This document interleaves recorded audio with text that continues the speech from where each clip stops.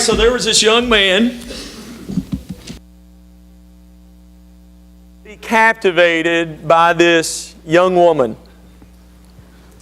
And in his mind, he thought, man, she is the one. I mean, this is the woman of my dreams. I am absolutely going to sweep her off her feet one day, and I am going to marry her. And so he did something that was out of his character. He went up to her and he says, listen, he said, before you reject my advance, he said, you just need to know that my father is a widower. He is in terrible health. They've only given him around 6 months to live. I have no other siblings. And so I am going to be inheriting over $50 million. Well, needless to say, the young lady was very intrigued. And so she asked for his business card and let him know that, she would be contacting him very soon. Well, sure enough, she did. She contacted him a few days later and said, look, I just want you to know I am now your stepmother. May take some of you a little bit longer to get that one, but anyway, here's the point of the story, okay? Life rarely works out the way we want it to, right?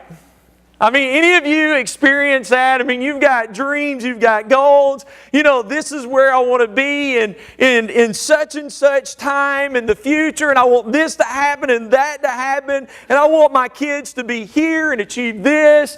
And, well, again, life rarely works out the way we want it to.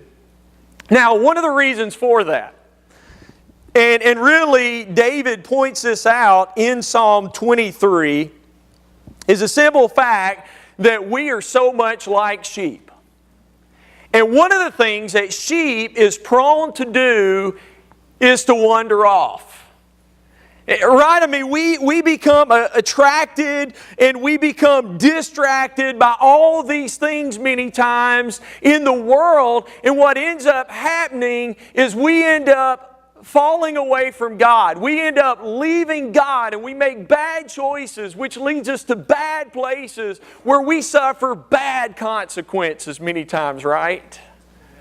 And so that's one of the reasons why life doesn't always work out the way we want it to, because of the bad choices that we've made, because of our disobedience, because we've wandered away. But there's some of you who are sitting there saying, well, I'm going through some bad stuff right now, but it's not because I've wandered away from God. In fact, I'm close to God.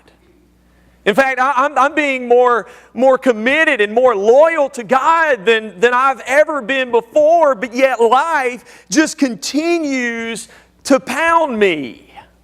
And what we're going to see in Psalm 23, and for those of you who are visiting with us today, and for those of you who haven't been here for the last couple of weeks, we're in a series on Psalm 23. And we've looked at the first 3 verses, but today we're going to jump into verse 4. And one of the things that we're going to see is this: even the most obedient sheep must spend some time down in the valley. Let's just read this. The Lord is my shepherd, I shall not want. He makes me lie down in green pastures. He leads me beside quiet waters. He restores my soul. He guides me in paths of righteousness for His name's sake. Even though I walk through the valley of the shadow of death, I will fear no evil, for You are with me. Your rod and Your staff, they comfort me. Now let's stop right there. We're going to be in verse 4 today, and just right off the bat, we see this weird phraseology, right? I mean, David starts talking about the valley of the shadow of death. I mean, what is that all about? Well, let me tell you, shepherds during this day and time, they understood exactly what David was talking about. Because you see, what shepherds would have to do during the winter months is they would have to take their sheep down from the highlands or the high ground, and they would have to move them to the lowlands or the low ground because there was more grass there and because it was warmer for the sheep. And then when summer would come back around, they would have to move from the low ground back up to the high ground. But here's the thing. In order to get from the high ground to the low ground, to get from the low ground to the high ground, they had to go through these valleys and these gorges. Okay, now understand this morning when David talks about valleys, he's not talking about what we many times think about, these beautiful grass-filled, flowing hills. No, David is thinking in this Palestinian, this Middle Eastern mindset, because you see, during that day and time, that's what a valley was. It was valleys, it was gorges, and it was dangerous. In fact, this is what they still refer to today as the valley of the shadow of death. Doesn't look like what we many times picture, right? As a valley. I mean, it's basically this bowl-like canyon, and it's got these real steep walls. And let me tell you something. This is one place that sheep would never want to be or to go through. Why? Well, what do we know about sheep? How do they protect themselves? They have sharp teeth and sharp claws. What's their defense? Run. Now, imagine you get into a place like this. Guess what? There's nowhere to run. And so here David says, even though I walk through the valley of the shadow of death, what, church? What does he say? I will not be afraid. I will fear no evil because you are with me. Which shows us right off the bat, right, that the righteous path can still contain valleys and shadows. Because God is with him, and even if you back up to the previous verse, he's talking about this righteous path that he's on. But sometimes that path, the righteous path, the right path, can still contain valleys and shadows. I took an art class when I was in college. Don't laugh. Can anybody recognize who this is? Elvis. Hey, I appreciate that. All right, so this is a picture of Elvis. And my teacher said, look, I want you to just copy the picture that I have given you. And so this is what I drew. And I turned it in, and the teacher came back to him and he said, Slate, he said, you did a really good job. He said, but it needs more shadows. And so I started coloring, making it darker. And I turned it back in. He turned it back to me, and he said, Slate, he said, it's really good. He said, but you've got to understand, this picture needs more shadows. And finally I looked at him and I said, I'm done. I said, I like the picture the way it is. He said, but it's not like the picture that I gave you. The picture I gave you is so much darker. And what he was trying to teach me and the rest of the people through this portion of the course is, listen, sometimes in order to have a really good picture, you've got to have those shadows. And I think that's what God is trying to get across to us as human beings. Sometimes you got to have shadows. Sometimes you got to go through valleys. Sometimes you got to experience hard times. You got to experience storms. I think probably most of us, man, we would definitely say, man, I would love to have sunshine all the time, right? No rain, no storms. Man, I just want sunshine all the time. Do you know what that's a recipe for? Drought. That's a recipe for drought. We need the rain because that's the only way we can bear fruit. And so here is David, and he's talking about these valleys and shadows, and well, let's just carry this through and let's talk about some things in regard to valleys. First of all, number one, they're inevitable. I did a lesson one time, and I mentioned this very point that, you know what, they're inevitable. Everybody has them, and the person went out and said, man, that's so discouraging. I'm sorry, but that's the truth. You know, they're inevitable. James says in James chapter 1, verse 22, count it all joy if you fall into temptation or trials, right? Is that what he says, if? He says when. Count it all joy when you encounter trials in your life. In other words, it's going to happen. Each and every one of us, we're going to experience valleys at some point in our life. Also, valleys are unpredictable.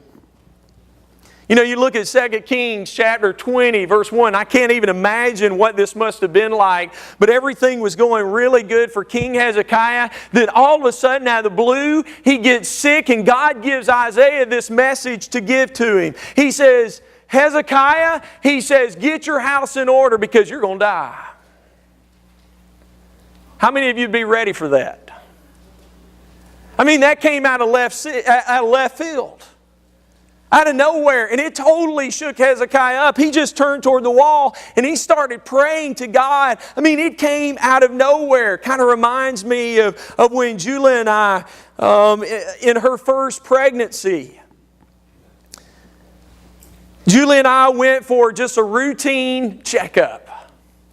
And it was a day of excitement. You know, we were getting close to being able to identify what the gender of the baby was going to be. And I've got the video camera, and they go in and they hook her up to the heart monitor to listen to the baby's heart. And immediately the doctor knew something's just not right. And so the doctor sent us to Birmingham, and that doctor came in and said, listen, we're going to have to put you in the hospital. The baby's heartbeat is going way too fast. And by the next morning, and you got to understand, we went in excited. We went in with a day of just, hey, it's a normal day. It's just a health checkup. And by the next day, our baby had passed away. I mean, it came out of nowhere. And some of you can relate to that. They're unpredictable. We don't know when they're going to strike. They're also impartial. And what I mean by that is none of us can say, why me? None of us can say, why did that happen to me? And the reason why we can't say that is because it happens to everybody. Each and every one of us go through difficult times, and I guarantee you, if you start to look around when you're going through your mess, there's someone whose mess is bigger than yours. But we go through these things. Jesus says in Matthew chapter 5, verse 45, He says, it rains on who? On the just and the what? On the unjust. Each and every one of us encounter storms. They're not impartial, they're also purposeful.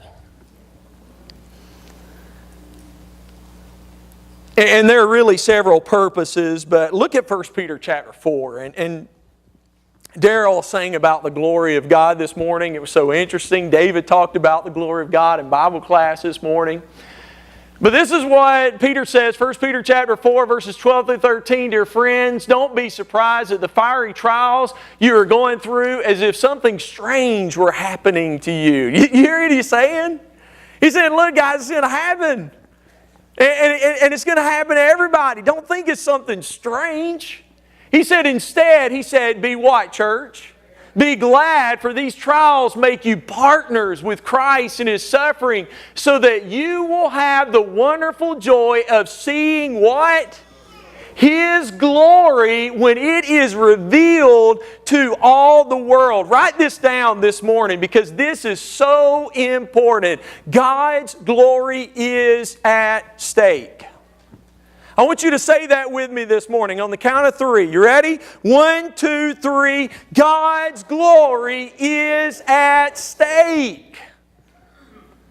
Listen, when we're going through the valleys, when we are in the shadows, how we respond makes a difference to the rest of the world because God's glory is at stake. And we need to remember that. But not only God's glory. There are other purposes. How many of you know what these are? Pearls. Whether they're fake or not, I just borrowed them. They don't look good on me. So anyway, these are borrowed pearls. But you know what? Pearls are so beautiful. And they're just a treasure. They're extremely valuable. But do you know how pearls come about? A little bitty grain of sand gets inside of an oyster. And that grain of sand gets right up next to that oyster's soft skin, and it irritates it and it hurts it. But the way God designed the oyster is when that happens, it secretes this lotion called nacre. And it completely coats that grain of sand until it becomes a smooth pearl. And the whole point is this, you know what? No wound, no treasure. Look at what Peter says back in verse 1, or chapter 1, verse 7. It says, these trials will show that your faith is genuine. It is being tested as fire tests and purifies gold. Though your faith is far more precious than mere gold. Now notice this. Okay, be aware of this. Your faith is going to be tested to see if it is real. But then watch what happens. So when your faith remains strong through many trials, it will bring who? You much praise and what? Glory and honor on the day when Jesus Christ is revealed to the whole world. And so guess what? When you're going through valleys, not only is God's glory at stake, so is yours. And we need to remember that. In whatever we do, God's glory is at stake. How we respond to our spouse, how we respond to our children, how we respond to our co-workers, how we respond to friends and family. God's glory, and I can't even tell you how important that is. God's glory and our glory is at stake.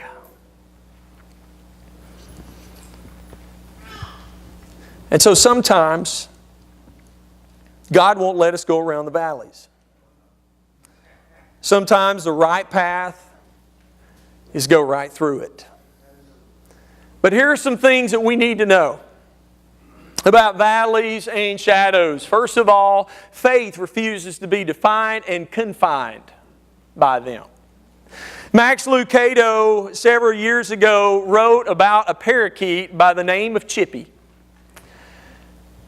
Chippy's owner decided that she was going to clean the cage a little differently one day. She got out the vacuum. And she thought this will be much faster, this will be much better. So she got out the vacuum, put the hose in the bottom, and man, she was sucking out all the seed and all the other nasty stuff down in there, when all of a sudden the phone rings. And she picks up and she gets distracted with it, and before she knows it, the hose isn't pointing down, it's pointing up, and all of a sudden she hears and she turns around and Chippy's gone. And so she turns off the vacuum, she hangs up the phone, she opens up the vacuum, and guess what? There's poor little Chippy, and he's covered in dirt and he's covered in dust. And so she grabs him up and she takes him over the sink and sticks him under the water. And washes him off, and now he's just freezing cold, and she's like, well, now I got to dry him off. Well, she goes and gets a hairdryer. And she blows this parakeet, to death, and it's loud, and it's hot, and just imagine how terrifying, how terrible this would have been for a bird. And then she sticks him back in the cage. He's still alive. A couple of days later, one of her friends says, hey, how's Chippy doing? She says, well, Chippy doesn't sing anymore. Chippy just sits in the cage and stares all day. Let me ask you a question this morning. Do you know anyone who's lost their song? Who's lost their joy? They don't sing anymore because they've been hurt by life. And they've chosen to live in the shadows and in the valleys. They've allowed that to become their identity. And some of you know exactly what I'm talking about. I mean, you know when you talk to these people after the first few minutes, I mean, they are going into their story. Their spouse has cheated on them, or a parent has been bad to them, or a coworker did this to them. And every time you see them, man, they are reliving that over and over and over again. And they're just so negative, and they become negative on life. And man, they're stuck in the valley. And you know, that's the thing about valleys. You know, so oftentimes we get stuck there, but that's not what God intended. Look at verse 4. Look at what David says here. Even though I what, church? I walk what? Through the valley. You see, that's what God intended. God didn't want us to stay in the valley. God didn't want us to stay hidden in the shadows. God wants to help us get through. And again, we don't enjoy the valleys, but it's so hard many times for us to leave them. Because that becomes our identity. That's what defines us. And that's all we talk about. And we can't move on. We can't get past it. But I'm here to tell you that's not what God wants for you. In fact, you look at Romans chapter 8, verse 28, and this is what Paul says, and we know that God causes what, church? That's pitiful. Thank you. Everything to work together for God's, what? Good. For the good of those who love God and are called according to His purpose. Now notice, Paul is not saying that all things are good, is he? But what God is saying, as you can see in the passage, is, you know what? There's nothing I can't redeem. Even if it's bad. God says, I can take that and I can turn it into something good.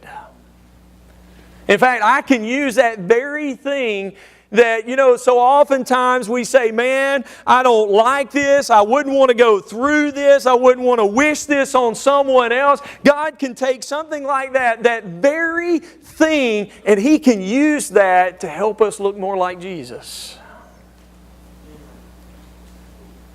To help us get to the right place in life.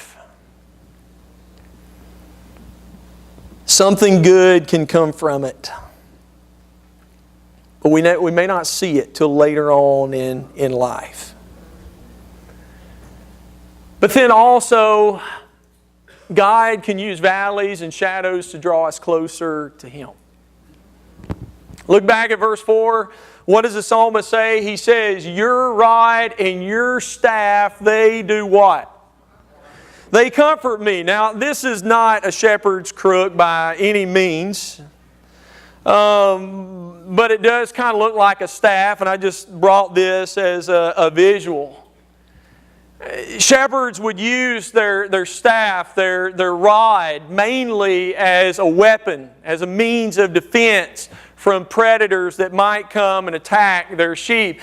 But the rod or the staff had other uses as well. We talked in previous lessons about how so oftentimes the sheep, when it's time for them to rest, they won't rest because they're restless.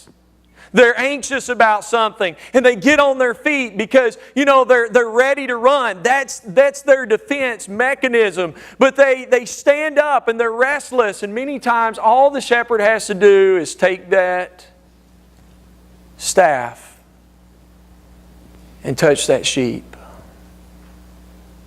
They still do that in Palestine today. And it's amazing. It will calm that sheep down. Because what that rod or that staff lets that sheep know is that the shepherd is still there. He is present. You back up just a little bit in verse 4 and notice what David says. He says, I will fear no evil, for you are what? You're with me. In other words, our shepherd, He is not a distant God. He is with us every step of the way. And man, doesn't that make a difference? There was a professor, a college professor, who wanted to do this experiment on pain tolerance. And he got several of his students to volunteer. He had all these buckets of ice, and he would get his students to put their feet in the buckets of ice to see how long they could withstand that pain. And he injected all kinds of different things to help them try and, tolerate that pain longer. He turned on music. He turned on the television, hoping that would distract them and get their mind off the pain so they could, last longer. He gave some of them blankets and he turned up the heat. But you know what was most effective that he found in this experiment? What was most effective, what helped these students tolerate the pain longer than anything else, was someone just being in the room with them. And here David says, I will fear no evil. He says, because you're with me. Listen, Psalm 23 doesn't promise the absence of shadows, but it does promise the continuing presence of the shepherd in the midst of the shadows, in the midst of the valleys. Isaiah chapter 43 verses 2 through 3, Isaiah writes, when you go through deep waters, I will be with you.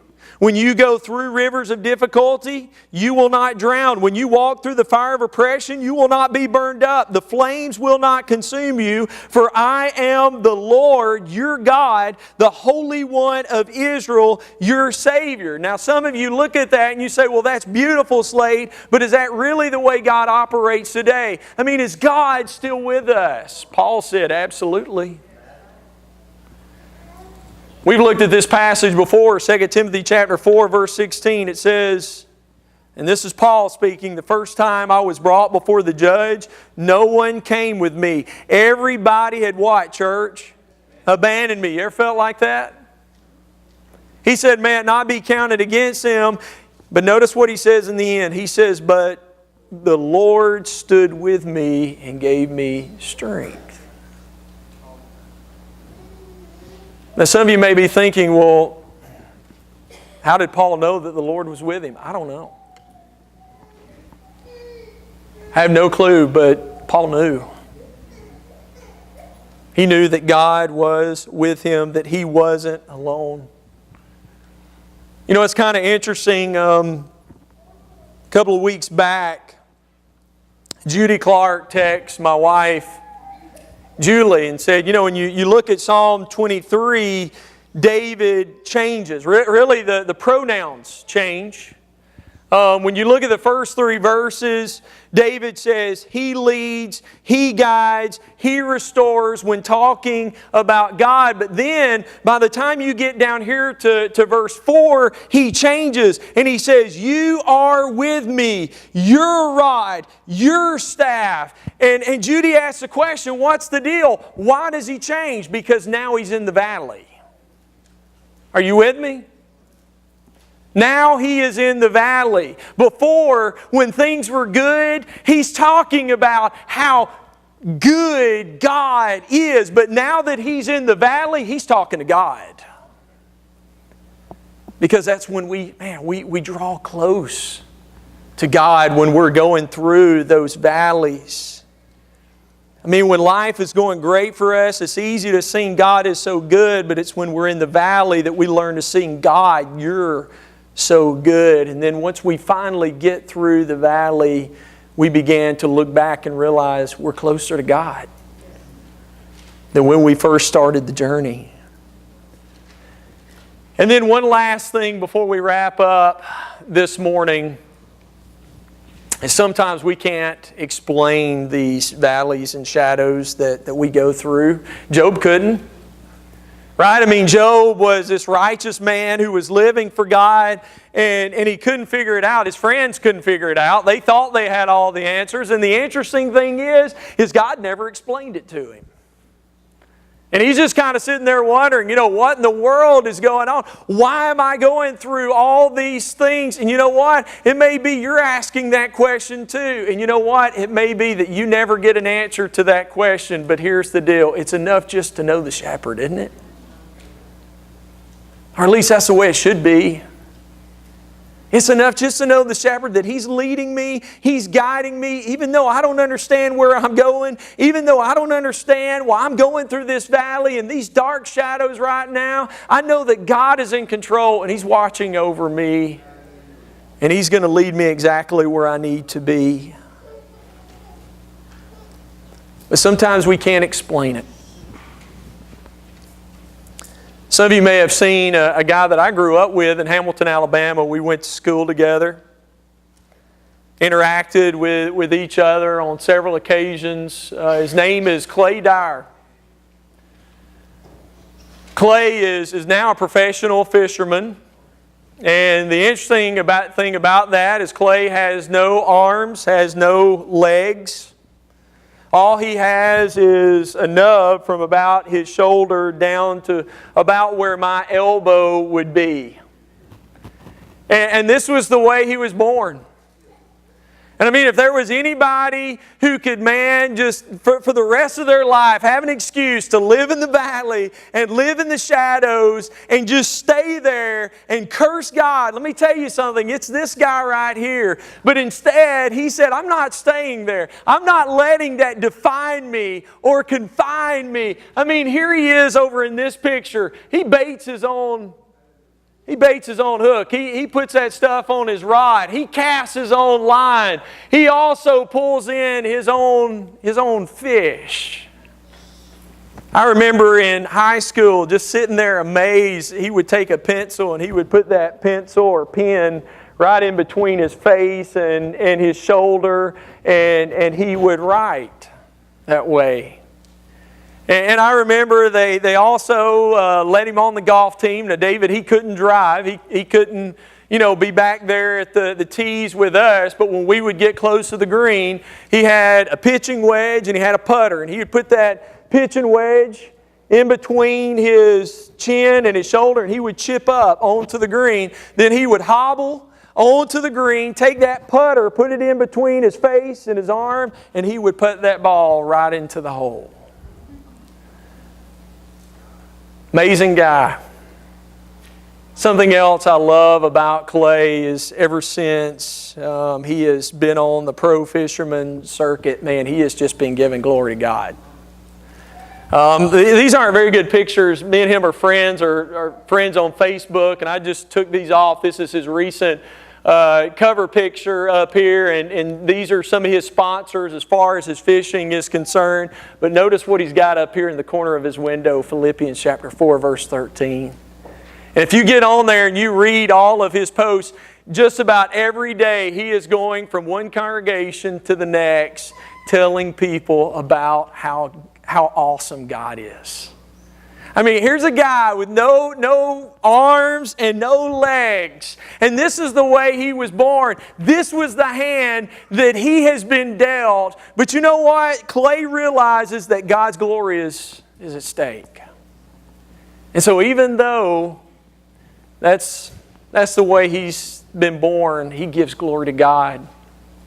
And he won't stay in those shadows. He won't stay in the valleys. He just continues. He continues to live for God. And you say, man, how do you do that? How can we have an attitude like that? Well, first of all, we need to keep on talking to the shepherd. Don't just talk about Him. Talk to Him.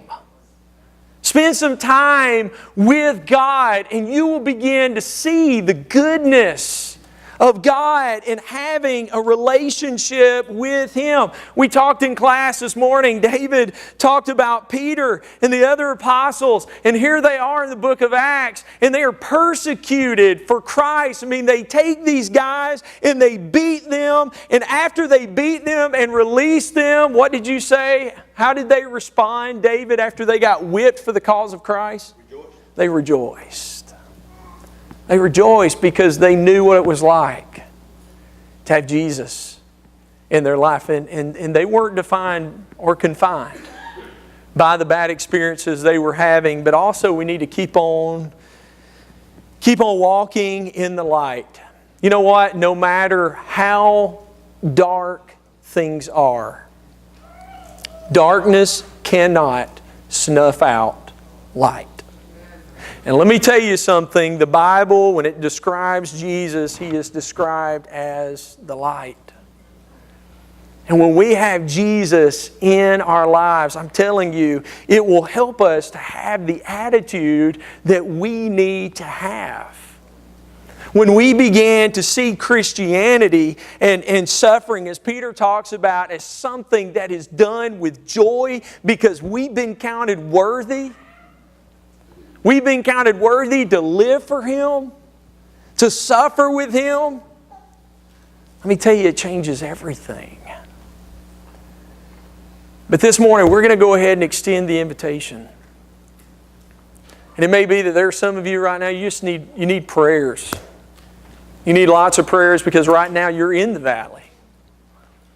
And you need God's presence to see you through it. There may be some of you, you've been in the valley, you've been in the shadows for a long time, and you just can't seem to get out. You're living there. You've made that your resident. That's become your identity. And every time you have a chance to talk to someone, you've got to tell your story of how bad things are for you.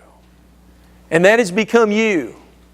That has defined you instead of God is so good, and coming out of that and trying to change things and to change others by your attitude. Or it may be that there are some of you here today that just need to come forward and say, you know what, I need Jesus. I need Jesus in my life. I need that light. I need that relationship with Him. I need to put on Christ in baptism. I'm ready to make that commitment, having my sins completely washed away. I'm ready to give my life to Him. And I'll guarantee you there is no greater decision that you could make today. Well, whatever the case may be, if you need to come for any reason, won't you come? Together we stand as we sing.